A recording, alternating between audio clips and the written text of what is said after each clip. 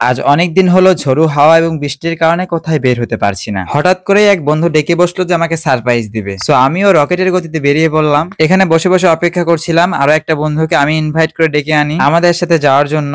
ও দেখে এদিকে bike ride করতে করতে চলে আসছে। সো আমরা দুই বন্ধু বেশি দেরি না করে রকেটের গতিতে ছুটে চলেছি আমাদের গন্তব্য স্থানে। তবে আজকে যে আমাদের সাথে এরকম ঘটনা হবে আমরা কখনো ভাবতে পারিনি। সম্পূর্ণ ভিডিও কন্টিনিউ করলে বুঝতে পারবেন। এদিকে সামনের দিকে তাকিয়ে দেখি ও বাসা থেকে ন্যাংরাইতে ন্যাংরাইতে বের হচ্ছে। কি অবস্থা তোমার তাহলে?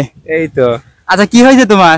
আমি তো অ্যাক্সিডেন্ট করেছিলাম 1 মাস আগে। আসলে হঠাৎ করে ও কিন্তু অ্যাক্সিডেন্ট হয়ে প্রায় হাসপাতালে বেডে প্রায় 1 মাস তো ছিল প্রায়, না? হ্যাঁ, 1 মাস। তুমি যে বাইক চালাতে লাগছিল, তোমার বাইকের স্পিড ছিল কত? স্পিড ছিল 108-9। 108-9 ছিল। তাহলে এখনো জীবিত আছো তুমি, না? এখনো জীবিত আছি। আলহামদুলিল্লাহ, শুকরিয়া আদায় করো। পরবর্তী থেকে যেন এরকম ভাবে বাইক না চালাও। ওরে ইনভাইটে আসছিলাম আজকে, তো কি কারণে আসলাম সেটা আপনাদেরকে দেখাবো। তো আসো, তোমার যে অবস্থা দেখেন, ওই দেখেন ওর পাও দেখেন কি অবস্থা। আর তোমার যে একটা অভিজ্ঞতা হলো, এই অভিজ্ঞতা আমাদের দর্শকদের একটু বলো, কি বলতে চাও মানে এরকম ভাবে বাইক চালিয়ে?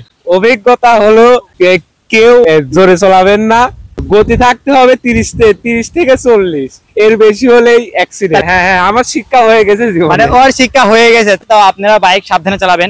আর আমি এর আগেও বলছি, ওরে আমি অনেকবার বুঝাইছি যে বাইক রাইড করার সময় অনেক সাবধানে বাইক রাইড করবা। তো চারিদিকে অর্থাৎ ঝড় উঠে গেছে, তো এই ঝড়ের মধ্যে আমরাও আজকে ঝড় তুলবো, নাকি মিজান? অবশ্যই। তো চলেন আজকে আমরা সবাই মিলে ঝড় তুলবো। আর আমাদের ফ্রেন্ড সার্কেলটা আরো আসতেছে বাইক নিয়ে।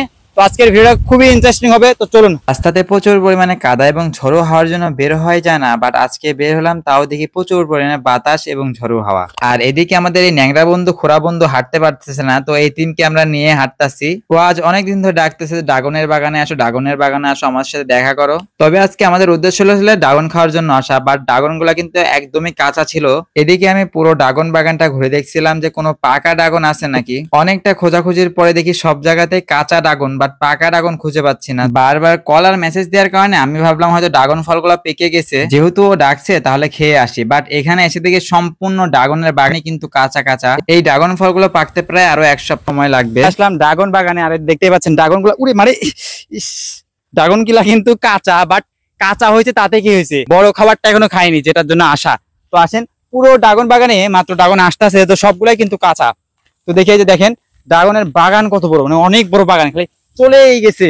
এই যে একটা ড্রাগন দেখতেছে এখানে, পাকা নাকি সম্ভবত, দেখো তো, এটা মনে হচ্ছে পাকা, পাকার মতো লাগতেছে। কাঁচা এটা, এই যে কাঁচা মনে হচ্ছে, এটা পাকেনি এখনো। বাট তো আজকে আমরা যেখানে আসছিলাম সেখানে যাবো, যেহেতু ড্রাগন বাগানে আমরা পাচ্ছি না ড্রাগন, সবগুলাই কাঁচা। বিশেষ করে আজকে ও আমাদেরকে ডাকছিল ড্রাগন ফল এবং পেয়ারা খাওয়ার জন্য, বাট পেয়ারার বাগানটা একদমই তালা মারা ছিল, যার কারণে আমরা ঢুকতে পারিনি। তো এদিকে আমরা ড্রাগন বাগানে ঢুকি, বাট ড্রাগন মাত্র পাকা শুরু হয়েছে, এখনো ভালোভাবে পাকেনি। যাই হোক, ভিডিওটা কেমন হয়েছে অবশ্যই জানাবেন।